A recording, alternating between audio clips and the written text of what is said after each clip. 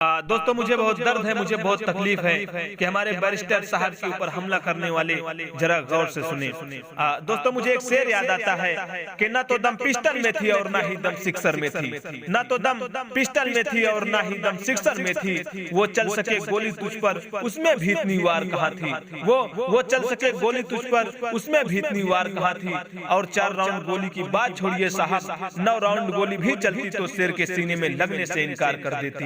9 round गोली भी चलती तो शेर के सीने में लगने से इनकार कर देती। तब मैं मिसरा पढ़ता हूँ, सुनिएगा कि अपने होश में आ जाओ गद्दारो तुम, के अपने होश में आ जाओ गद्दारो तुम, सोच समझ कर कदम उठाओ अपना तुम, के सोच समझ कर कदम उठाओ अपना तुम, के बुज़दिल की तरह तुम पीछे से ना वार करो,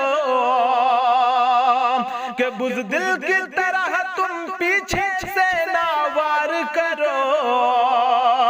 यूं शेर से पंगा फिर भारी पड़ जाएगा, उस शेर से पंगा फिर भारी पड़ जाएगा। बहुत बहुत शुक्रिया।